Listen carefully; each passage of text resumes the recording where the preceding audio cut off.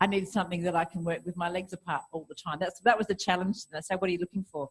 I say, I need something where I can work with my legs apart all the time.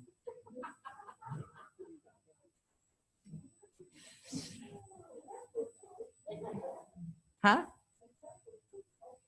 Well, some dresses can, but mini skirts, tight mini skirts, you can't get your legs apart. Some skirts you cannot open your legs in, Quan. You cannot open your legs. They are so tight around your thighs, you cannot open your legs. You've got to pull them up. And they're no longer a skirt, they're a belt.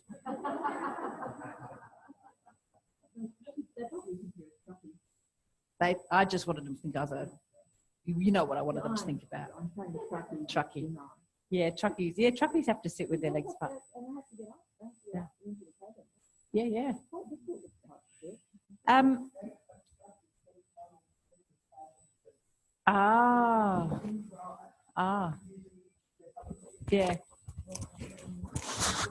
I bet you they don't look at me anymore. I've noticed, well, this is something I didn't know when I was a younger woman and you walk past a construction site and you get whistled at, you go, oh, shut up. And now when I walk past a construction site and they don't whistle, I go, oh. Which is not a very feminist thing to say, but it's just one of those passages of time. Oh, bless you. It's not that I've just got old and not worth looking at. Yeah, that because I might, yeah. We'll go with your story. Yeah, okay. Is there? Yeah. You know, and it is, yeah, right. And I do feel like a traitor to the feminist cause saying it. Yeah. Okay. Getting back to the dresses and being able to sit with your knees apart, I do, you know, this is not a lesson that's relevant particularly these days, but in my training, women learning to sit comfortably with their knees apart, there's a substantial number of women in my training who had to go and change their wardrobe. Now, you might not imagine that now because you've grown up with being able to wear what you like. But see, my mum's generation, my mum really pissed off my nana when she started wearing trousers because women didn't do that. And so there were women in my training who were of that generation. You sat with your knees together. And if you didn't, you were unladylike, and their clothes constrained them, supported them in that.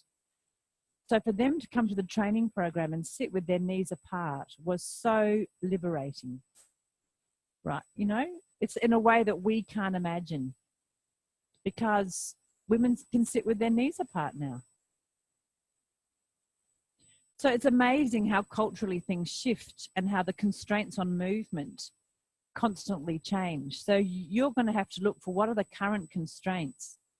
And, you know, I really joke with that because I look at sort of teenage boys, the way they have to walk to keep their pants just on their ass. You know, the way they have to walk when their crutch is between their knees, it's a very different way of walking, right? They have to tuck their bums right under to keep the trousers just there. So, you know, it's fascinating. Clothes are fascinating. They are shapers of movement. Ah, they're still clamped? Ah, see, yeah.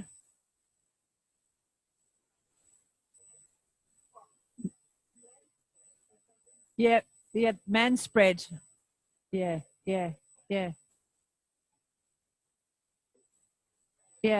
Do women have their knees clamped together though? Really? Wow. Ah. Right. Yeah, right. So it is still around. There you go. That's fascinating. Thanks for that little heads up. All right, so our work is still there to be done in freeing the adductors. That's a lesson. That's for Zoran and Jenny next week. The ability to take the legs apart and put them back together again. Sorry. Yeah, you find out how to unscrew them, dismantle them, and then put them back together. So how are you lying down? Are your legs apart or not? Are they rotated out or not? Actually, what I'm really interested in, the sense of the length of your spine. And you can think about the length of your spine from the back. So let's say from the anus to the back of the head. How long is that compared to the length from the pubic bone to the nose? So there's two lines there, the front line of your spine and the back line of your spine. And if you think about the flexion and extension stuff in the trunk, if the trunk completely flexed, obviously that line from the back of your head to the anus gets really long, and the line between your nose and the pubic bone gets really short. And then if you really arched backwards, like straightened and then went beyond straight, so you were arched backwards, then the back of your head and the anus gets closer together, and the nose, the line between the nose and the pubic bone gets longer. Can you imagine that kind of scenario? And then the kind of equipoise thing is where the lines are somewhat the same, so that the spine is long from a front point of view and a back point of view.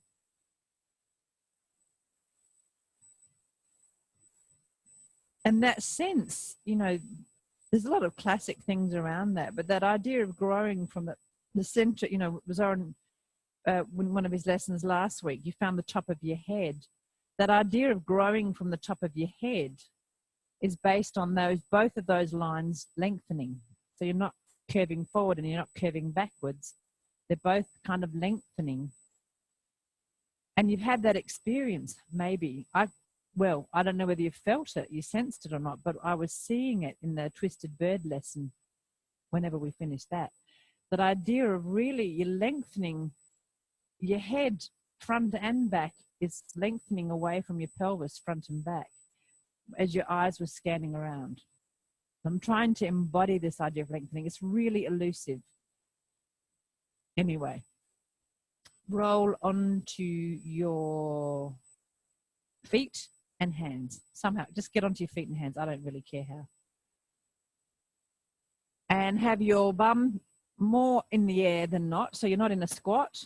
You're quadruped, you're weight bearing on all fours, but more with the idea of your pelvis being a bit higher.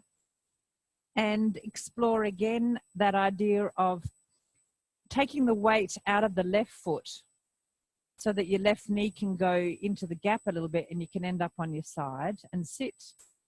Beautiful. And so you're looking to the opposite wall, and not the opposite wall, you're looking to the side wall, and then finding a way to come back up and then spiraling up, and then the other foot de-weights itself and the knee goes down into the gap and you're looking at the opposite side wall. And now do that movement so slowly that whenever I say stop, you can stop and reverse. Okay, go. Stop. Go back the other way. Go. Stop. Go. And be clear where your eyes are going. They go down into the ground, and then they take you back up to the other side. And your anus does the same thing. It takes you down to the ground, and it takes you up into the air to look at the horizon. So you could orient from either end of you, right? Just at different times. The timing is different for the two of them. That's it. And then increase the speed without decreasing the quality, so that it's smooth and easy all the way around. Your feet don't have to cross, Anna. It's an option. It's an elegant option, but they don't have to cross. There you go. It's not a compulsion. It looked lovely.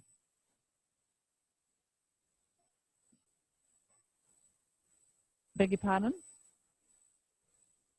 They can. If you've got enough twist in your spine and you keep your spine long, your hands can actually stay still. I think, is it Julie or you someone teaches this with spots on the floor? Like Twister. Yeah, I tell you, this is the function. This is the function, is playing Twister better for those competitive people. Okay, now next time you find yourself sitting on one side, so everybody do it so I can just track you. Everybody find that you're sitting on your right hip. So you're facing the left. Can you flip? Thank you. That's why I can, there's a reason for this, it's not just my conceits. And have you to find a way from there to slide down onto your back and lie down. How could you do it? There's a million ways, but find just one or two. There we go.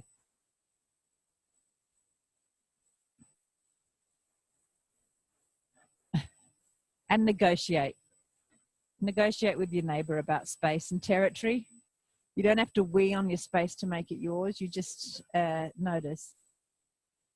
Now find a way that you could come back into side sit. So how could you pull yourself back up onto your right hip? Bend your knees, roll over, scoot yourself up, and have your two hands on the spot, on those spots. And then go back down again and do it again so it's really clear and kind of reversible. Your hands can slide down and your legs slide down away. And now that your hands slide back up and your legs slide back up and your hands are on the spot. And then keep going through that where your two hands on the floor where you can now flip up onto your feet. You know, like standing up is not such a big deal for my friends. And you go back down onto your hands and you can go onto the opposite hip. Slide your hands and legs away from each other, lie on your back.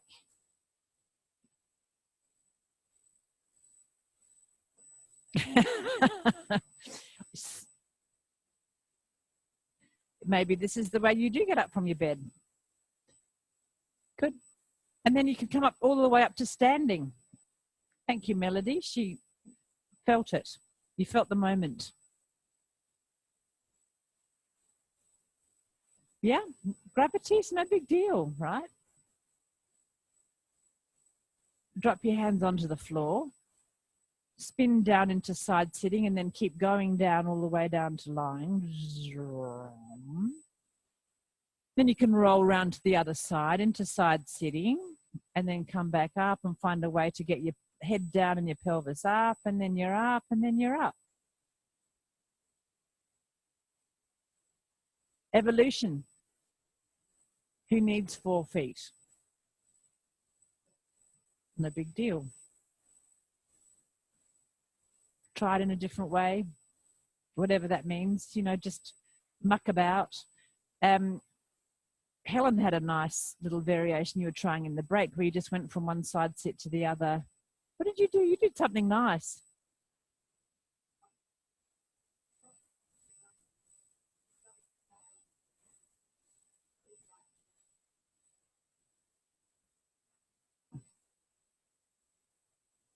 Use your shoulder. Well, it looked nice.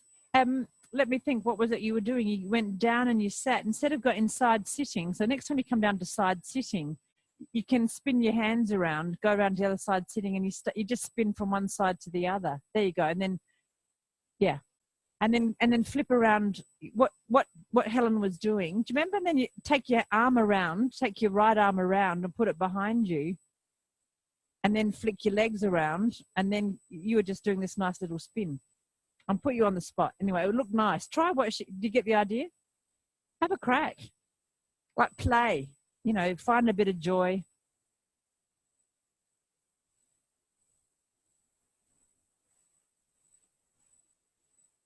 Get fuddled, turn your legs into pretzels. It doesn't matter, you know. It's just all a way of inhabiting space, isn't it?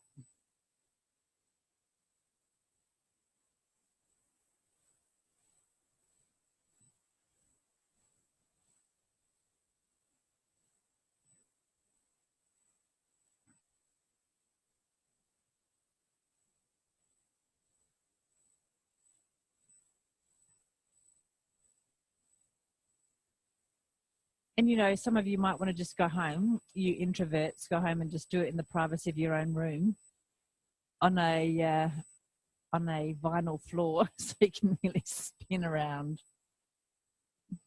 The art of play, floor play. Floor play. The art of floor play. Could be the name of a band. Lie on your back.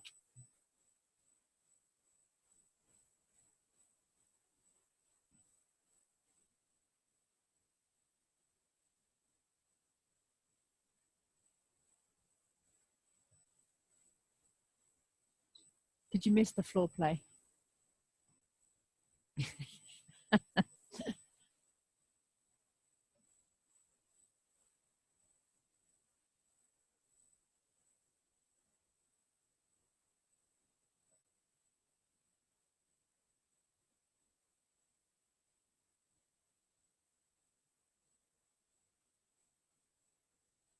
Now, from an evolutionary point of view, you all look like starfish. Not all of you, but a lot of you look like starfish.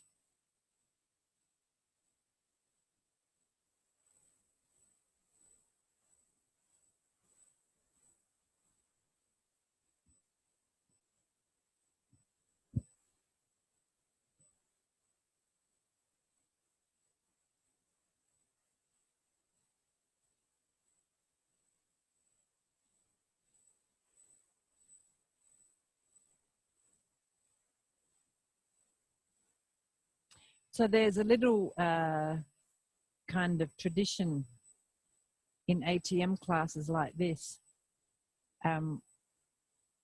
where Feldenkrais, he did it a lot in Amherst, and he says, okay, now let's make this social.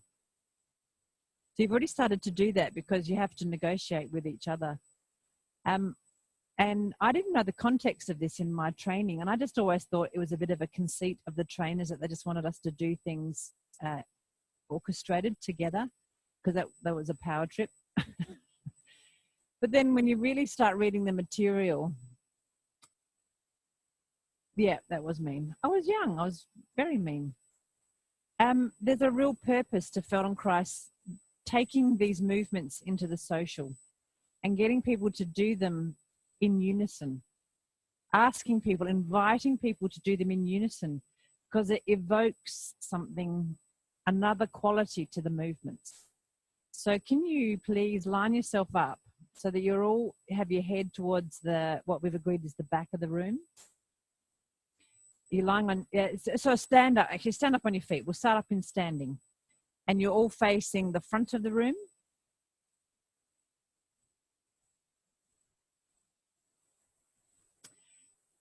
And for us to play this game together in unison, we all have to agree on lefts and rights. So there is an agreement around language and around the instructions and around the timing.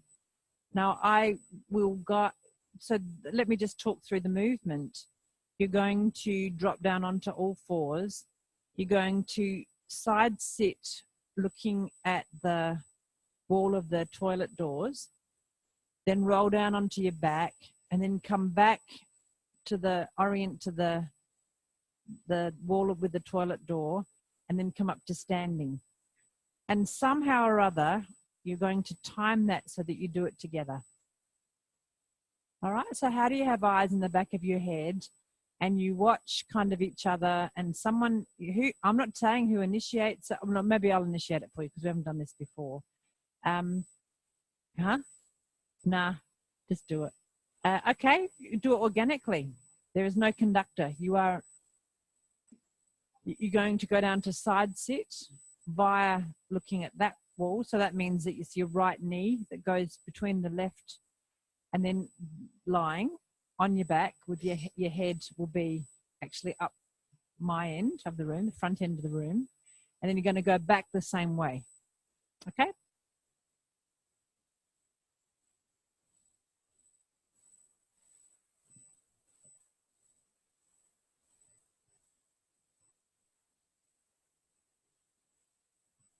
All the way onto your back.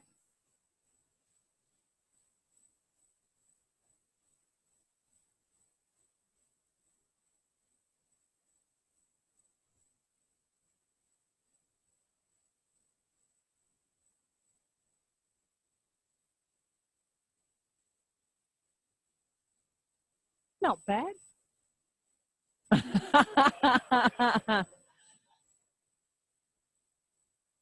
Yeah, it's a real ordering principle, isn't it? You know, that's the entrainment side of music. It's really powerful. So go again.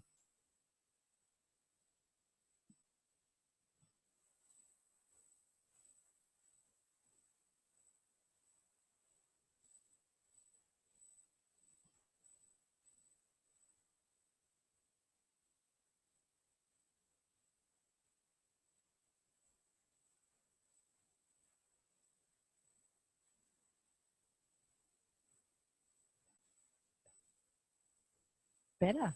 Well, I say better because as if there's a right or a wrong. What did I see? What did you feel? What did you notice that was that? Don't you think that was,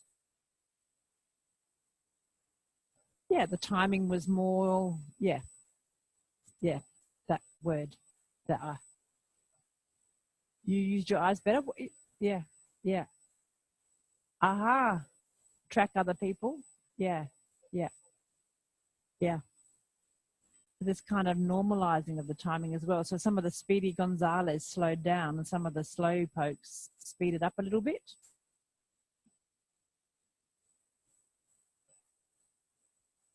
Yeah, that's right. You smoothed it out within yourself. Try again.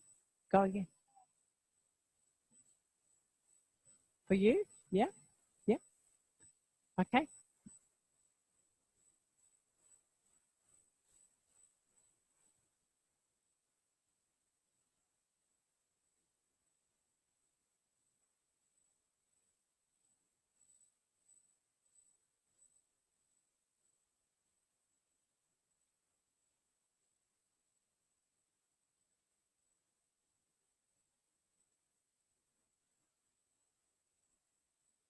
Beautiful.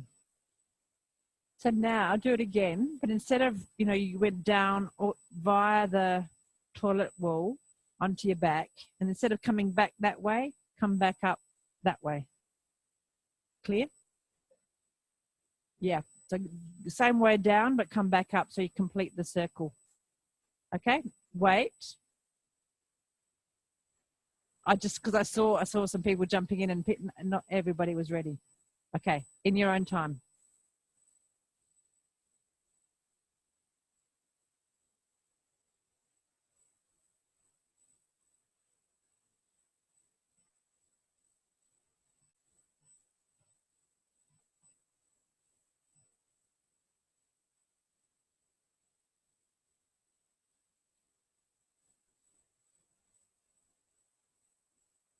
We made it more complex and you got better even. Right? The little head popping up was a bunch of little meerkats, wasn't it, Jen? Well, you see the back of their head. I see.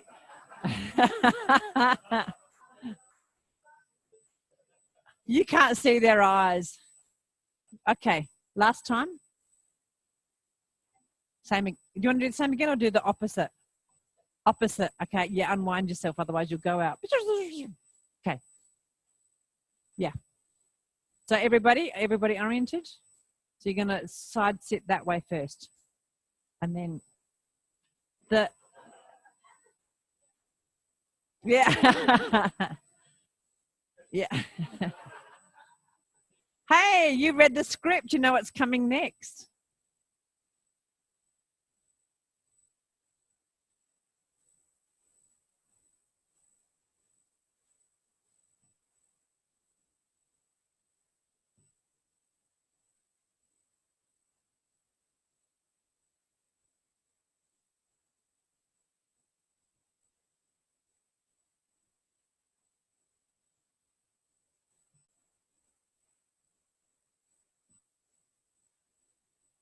Bravo.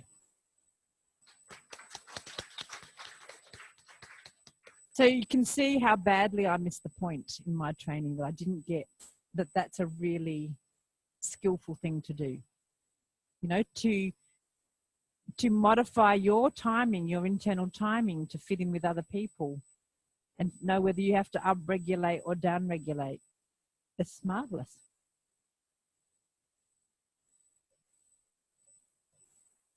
Exactly. That's right.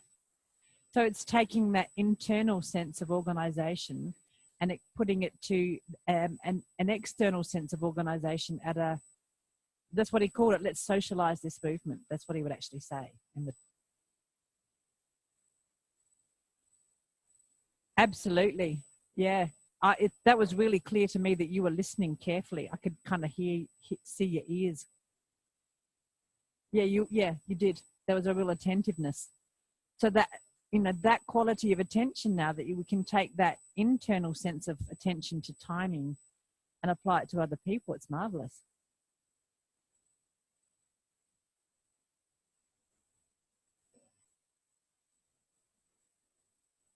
Oh, yeah.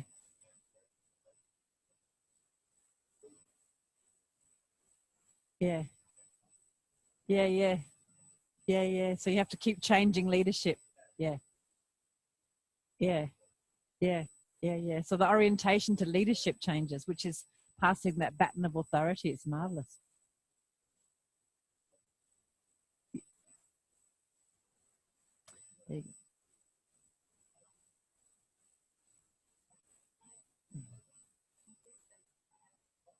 Ah. Oh, yeah. Yeah, yeah. Uh-huh. Oh, what do we Google for that? What do we, oh no.